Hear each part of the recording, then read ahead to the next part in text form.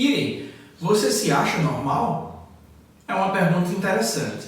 Mas antes de tentar responder a essa pergunta, é interessante também saber a que parâmetro nós estamos nos referindo, bem como qual variável nos interessa.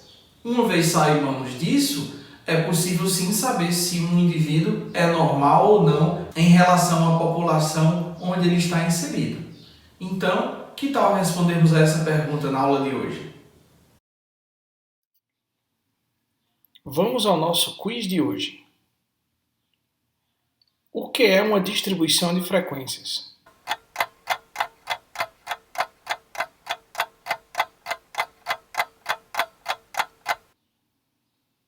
O que é o intervalo de confiança?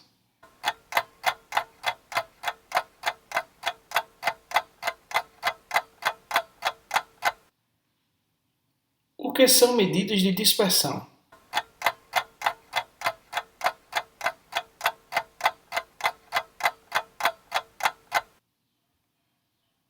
Quais são as medidas de dispersão?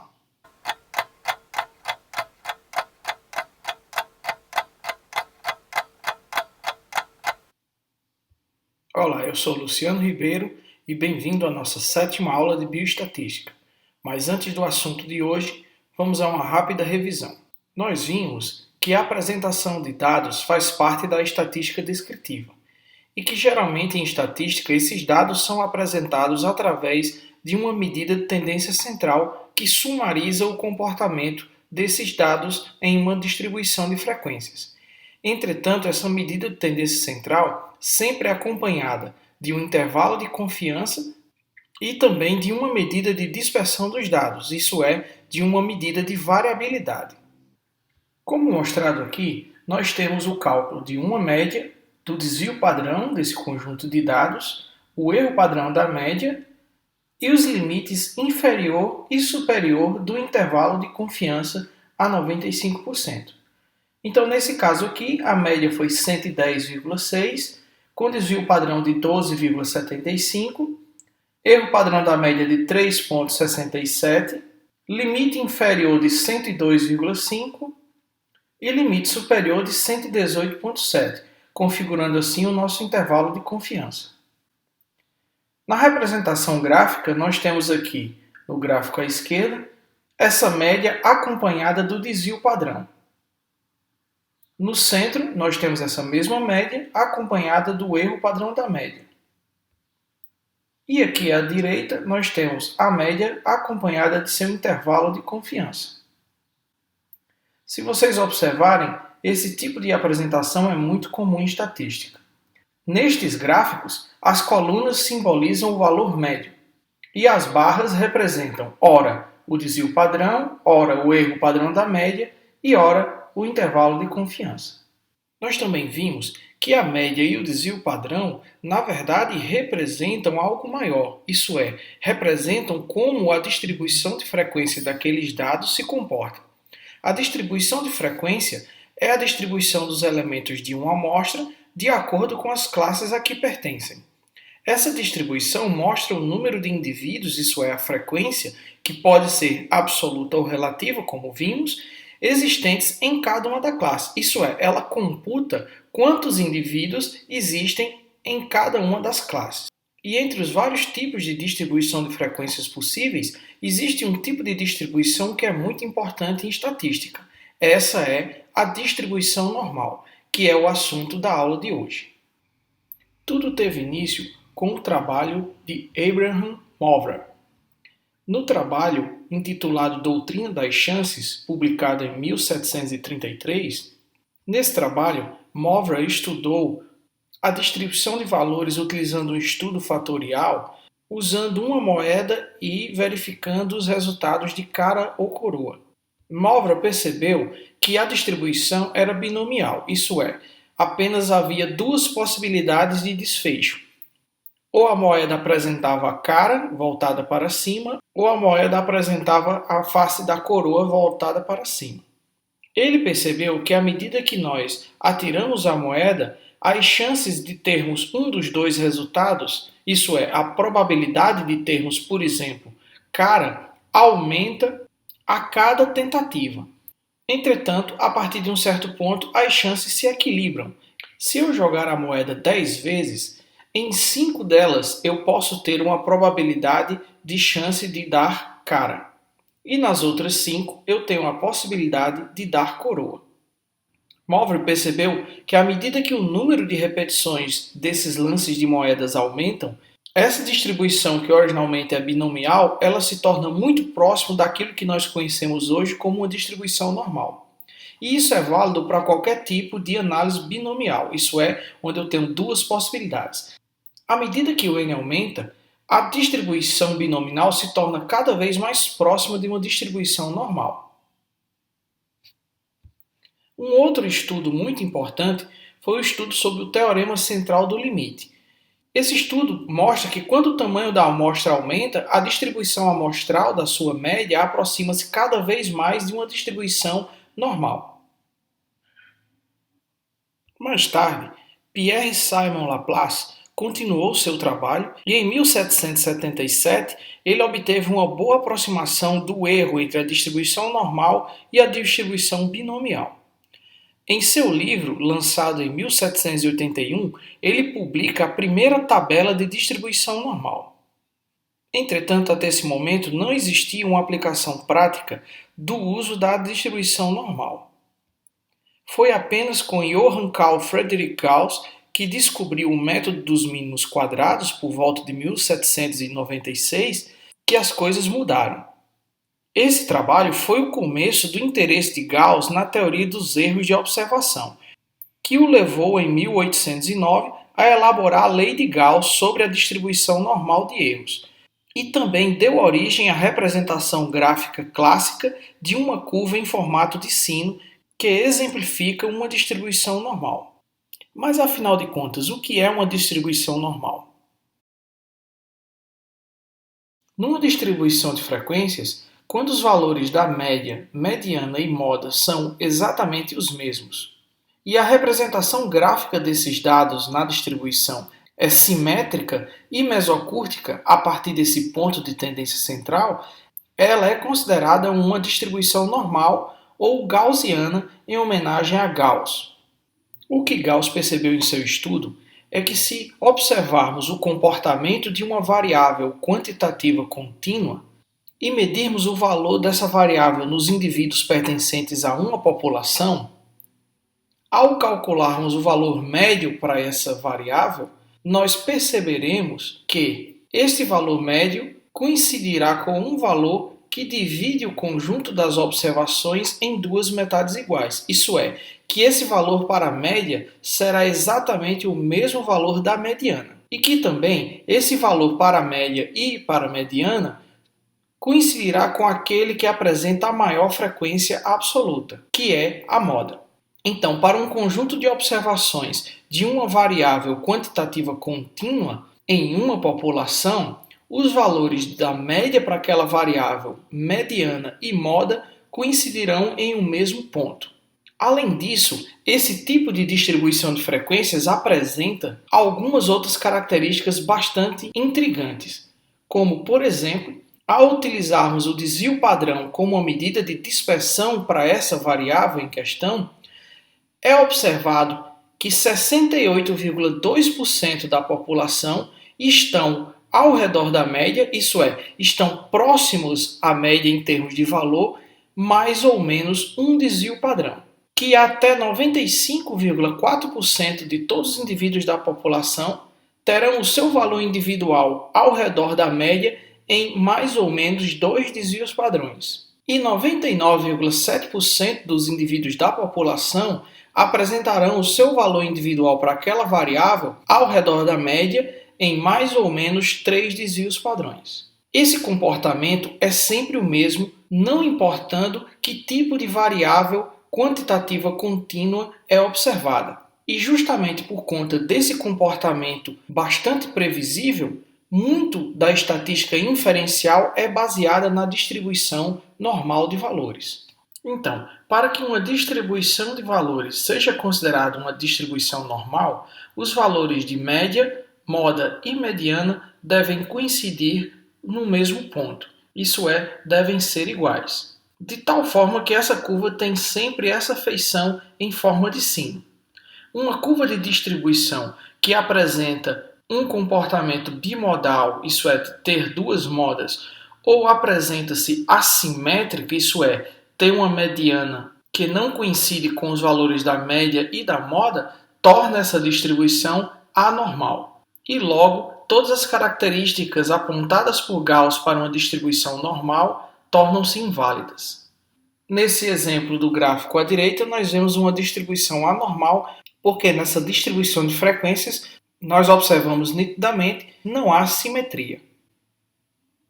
Este outro gráfico mostra uma distribuição de frequências bimodal, isso é, que apresenta dois valores de moda, uma moda em 4 e uma moda em 16. Dessa forma, esse tipo de distribuição também é anormal.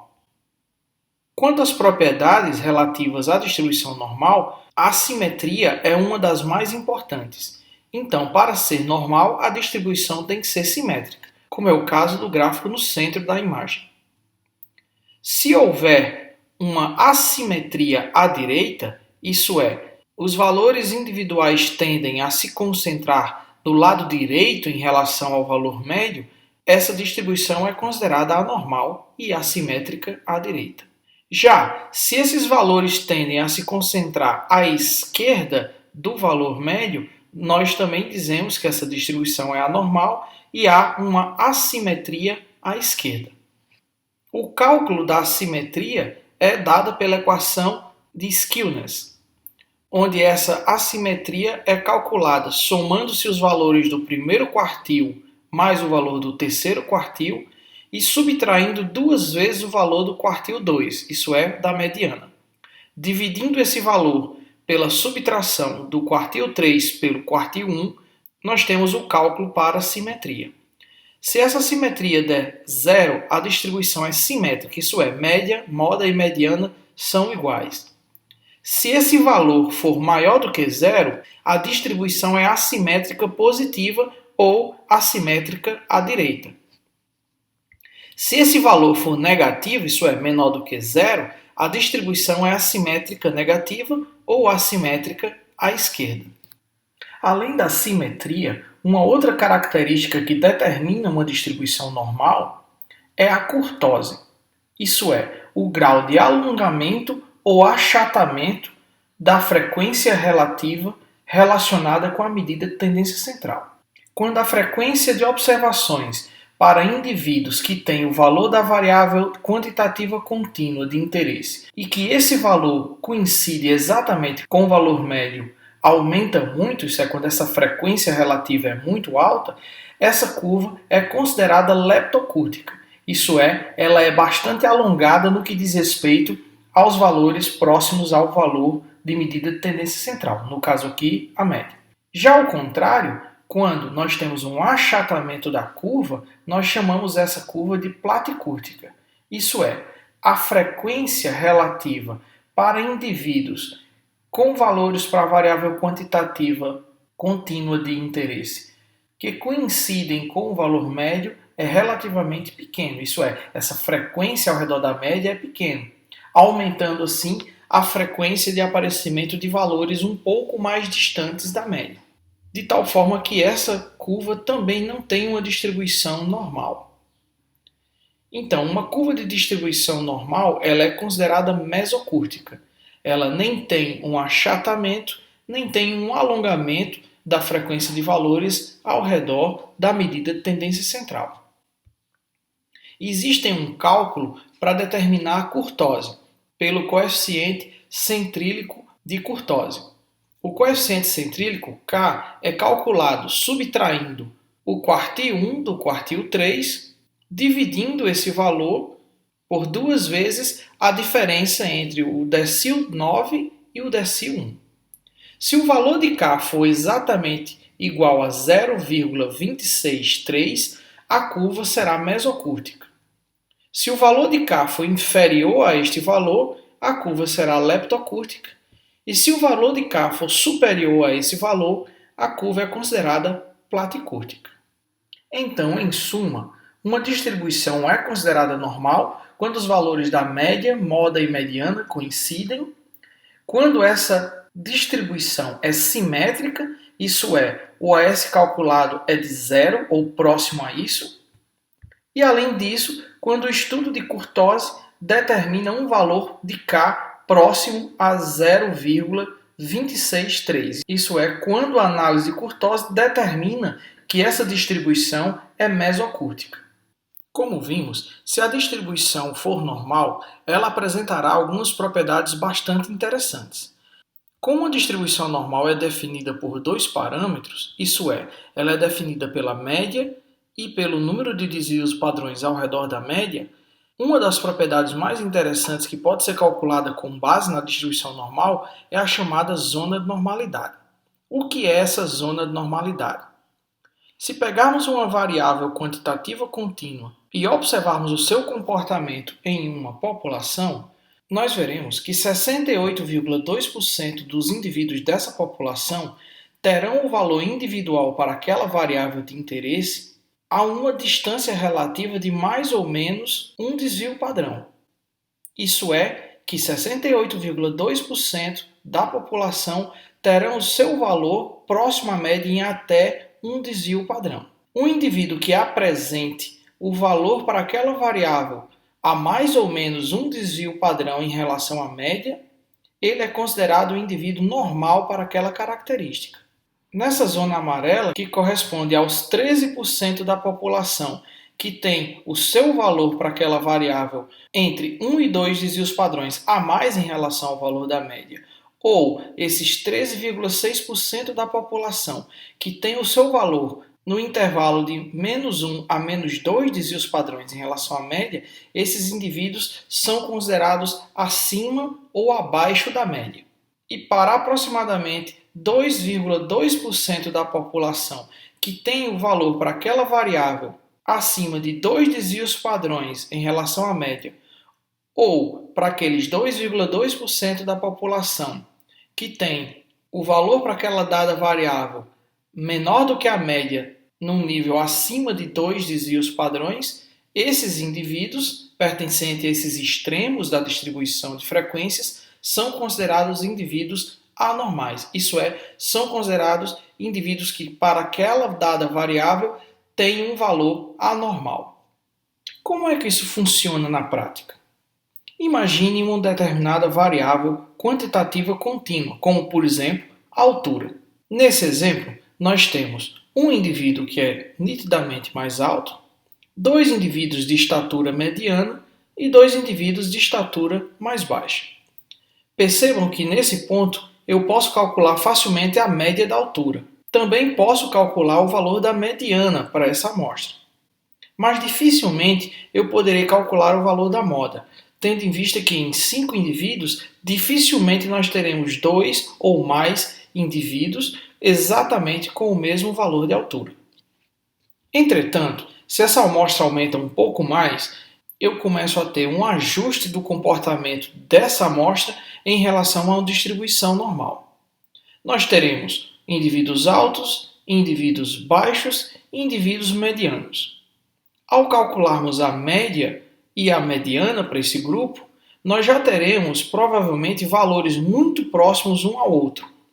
Entretanto, para uma amostra com n igual a 20, talvez não seja possível ainda calcular o valor da moda.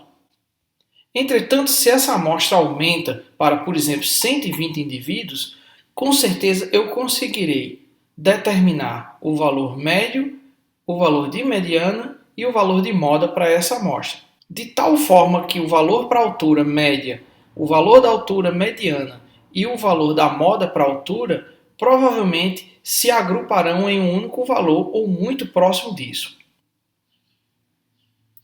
Com uma amostra ainda maior, com certeza os valores da média, moda e mediana coincidirão no mesmo valor. E aí nós teremos com certeza uma amostra com distribuição normal. Então imagine que para esse exemplo específico nós tenhamos chegado aos seguintes valores. Ao dividirmos os indivíduos do sexo feminino dos indivíduos do sexo masculino, nós obteremos um valor para a média da altura feminina de 164,7 centímetros, enquanto que esse valor para a média da altura masculina ficou em 178,4 centímetros. Percebam que há uma diferença nítida entre os valores médios dos indivíduos do sexo feminino em relação aos indivíduos do sexo masculino. Logo abaixo, vocês perceberão os valores para mais ou menos um desvio padrão, mais ou menos 2 desvios padrões, tanto para a distribuição de altura dos homens quanto das mulheres. Por exemplo, as mulheres tiveram um valor de mais ou menos um desvio padrão na ordem de mais um desvio padrão em 171,8 centímetros e menos um desvio padrão em 157,6 centímetros. O que é que isso significa? Que a altura média para essa amostra de mulheres foi de 164,7 centímetros. Calculando o intervalo de confiança em mais ou menos um desvio padrão, os limites superiores e inferiores foram de 171,8 centímetros superior e inferior de 157,6 centímetros. No caso aqui, o limite inferior. O que significa isso? Que qualquer mulher que tenha a altura entre 157,6 centímetros e 171,8 centímetros será considerada normal, isso é, terá uma altura normal. Perceba também que para os indivíduos do sexo feminino, nós temos um intervalo de mais ou menos 2 desvios padrões com os seguintes valores. Mais 2 desvios padrões equivalem a 178,9 centímetros e menos 2 desvios padrões equivale a 150,6 centímetros. Então, o que significa dizer? Que qualquer mulher nesse conjunto de dados que tenha a sua altura entre 171,8 centímetros e 178,9 centímetros está um pouco acima da média da altura do grupo. E qualquer mulher que tenha a altura de 157,6 centímetros até 150,6 centímetros terá sua altura um pouco abaixo da média. Qualquer indivíduo do sexo feminino que tiver uma altura superior a 178,9 centímetros ou inferior a 150,6 centímetros será considerada anormal, isso é, em relação a esse conjunto de observações. O mesmo acontece para os indivíduos do sexo masculino. Neste caso, a média foi de 178,4 centímetros, variando em mais ou menos um desvio padrão entre 170,8 centímetros e 186 centímetros. Então, qualquer indivíduo do sexo masculino que tiver a altura entre 170,8 centímetros e 186 centímetros será considerado normal para a variável altura. Qualquer indivíduo que tenha de 186 centímetros e 193,6 centímetros será considerado um indivíduo com altura acima da média. E qualquer indivíduo que tiver altura entre 170,8 e 163,2 terá sua altura abaixo da média. Já para indivíduos que tenham altura maior do que 193,6 centímetros ou menores do que 163,2 centímetros serão considerados anormais no quesito altura. E essa é uma das principais características de uma distribuição normal, a capacidade de prever quais indivíduos são normais em relação à amostra ou à população e quais deles são anormais. Isso é, tem aquele valor para aquela dada característica muito além ou aquém em relação ao valor médio. Até o momento, talvez vocês ainda não tenham percebido as reais implicações e aplicações da distribuição normal. Então eu darei alguns exemplos que pertencem ao nosso cotidiano. Você que já tem filho ou que lembra desse tempo, todos nós tínhamos uma carteira de vacinação. Na carteira de vacinação havia um campo que relacionava o peso em quilogramas à idade em meses ou anos. Isso servia para observar o desenvolvimento da criança nos primeiros meses de vida. Se você já viu um gráfico igual a esse, Saiba que esses limites são determinados justamente por uma análise de distribuição normal da população. Então, o peso da população, no caso aqui para meninas, ele obedece essa linha verde. Então, essa linha verde, ela determina qual peso é normal para cada idade em meses. As linhas vermelhas determinam o limite superior e inferior em 2 desvios padrões para essa mesma característica, no caso aqui o peso. E essas linhas pretas indicam justamente os valores para limites superiores a 2 desvios padrões ou inferiores a 2 desvios padrões, determinando assim uma anormalidade no peso. Vamos pegar, por exemplo, a idade de 6 meses de vida para meninas. Com 6 meses de vida, o valor médio esperado para crianças do sexo feminino é de aproximadamente 7 kg.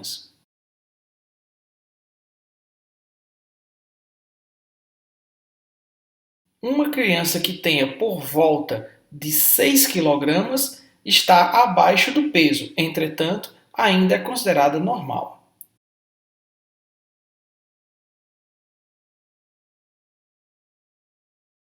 Com 6 meses de idade, se a criança tiver por volta de 9 kg, ela está acima do peso normal, mas ainda é aceitável.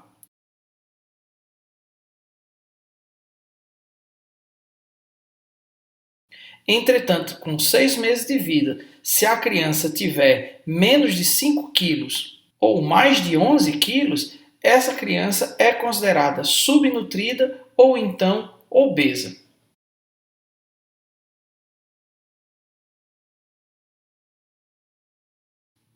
O mesmo pode ser aplicado para índices de saúde como o IMC, o índice de massa corporal. O índice de massa corporal é determinado dividindo o peso pela estatura do indivíduo ao quadrado, isso é, por estatura vezes estatura.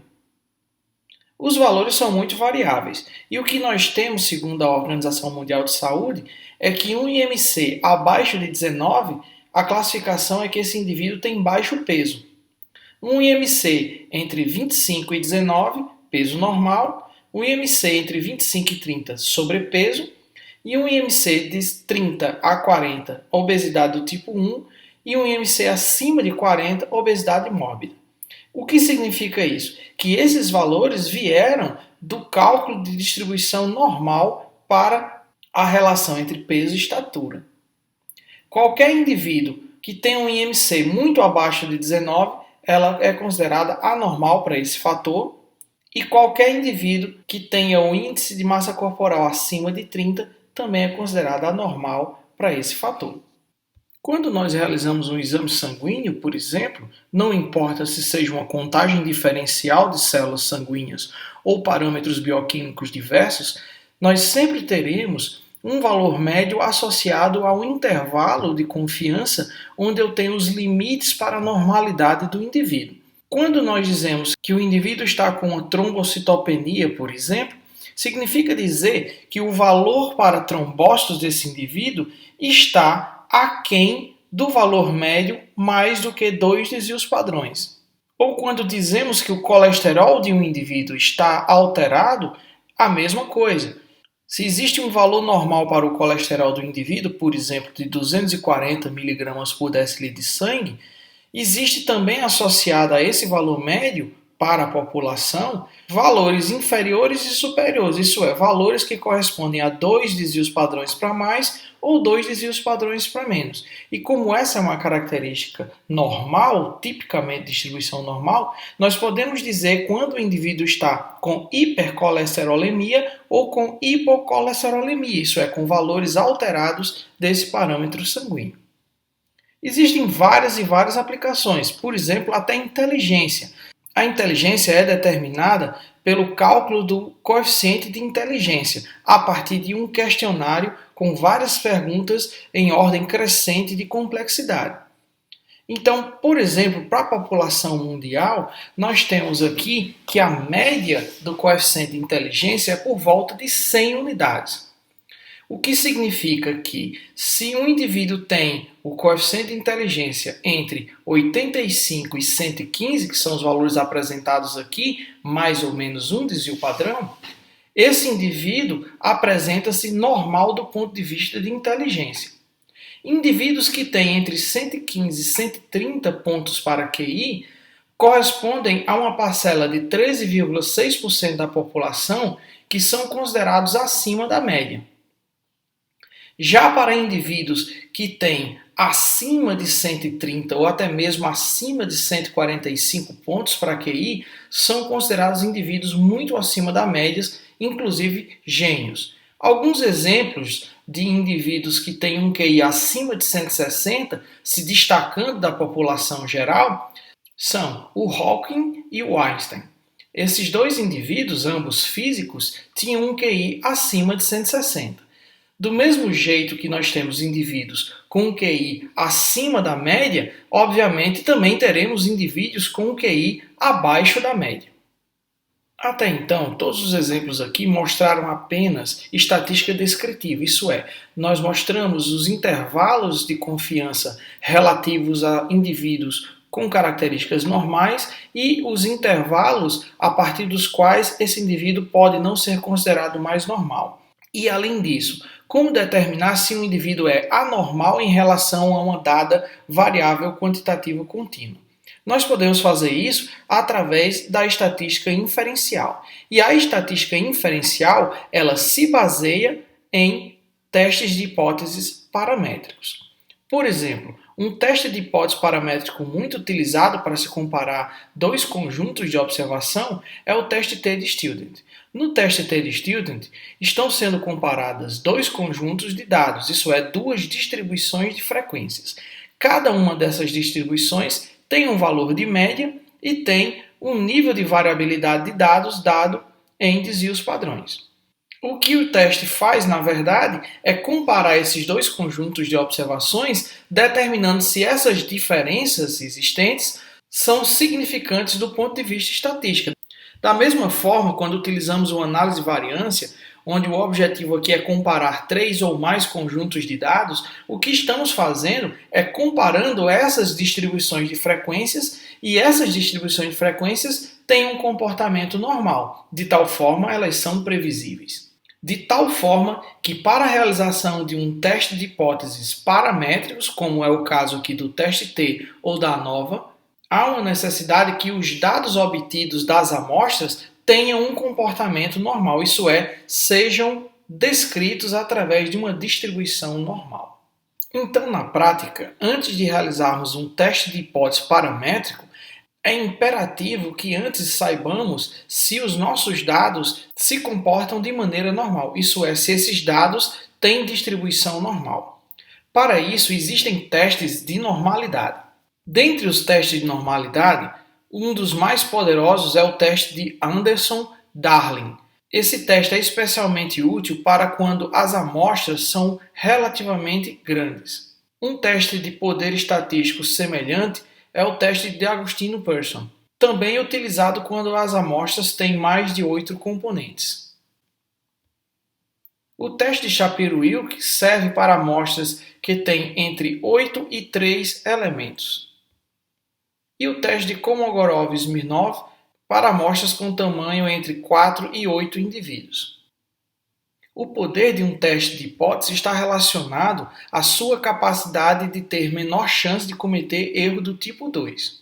Nesse caso, o teste de Agostino-Pearson é mais poderoso que o Shapiro-Wilk, que por sua vez é mais poderoso que o teste de Anderson-Darling e que por sua vez é mais poderoso do que o teste de Kolmogorov-Smirnov. De tal forma que sempre devemos optar pelo teste com maior poder. Mas como vimos anteriormente, isso vai depender do tamanho do espaço amostral, isso é, do nosso N. Existem algumas razões que tornam a distribuição para uma dada variável anormal. As principais razões para a anormalidade dos dados são quando a variável é qualitativa ou quantitativa discreta. Para variáveis qualitativas, geralmente o desfecho é binomial, e como vimos, uma distribuição binomial ela é diferente de uma distribuição normal. Apenas para valores de n muito elevados é que uma distribuição binomial pode se tornar próximo a uma distribuição normal. Já para uma variável quantitativa discreta, que só permite valores inteiros, ao analisarmos a distribuição para esse tipo de variável, nós também percebemos que, na maior parte das vezes, essa distribuição não é normal. Uma outra razão para nós termos uma distribuição anormal de dados é quando nós temos um n pequeno, isso é, quando nós temos uma amostra pequena. Mesmo para dados coletados de variáveis quantitativas contínuas, se o n for muito pequeno, será praticamente impossível determinar a normalidade para esses dados. Uma outra razão que pode determinar a anormalidade dos dados em uma distribuição de frequências é quando há uma grande variabilidade, isso é, um alto nível de dispersão nesses dados. Apesar de toda essa teoria, nós veremos que usando um programa estatístico é bastante simples determinar se os dados vêm de uma distribuição normal ou se esses dados têm uma distribuição anormal. Então, agora você já sabe o que é ser normal. Que tal exercitarmos um pouco isso? No Momento Prisma de hoje, vocês aprenderão como determinar os intervalos de confiança dessa zona de normalidade, bem como realizar os principais testes para determinar se a distribuição para uma dada variável é ou não é normal. Então vamos lá.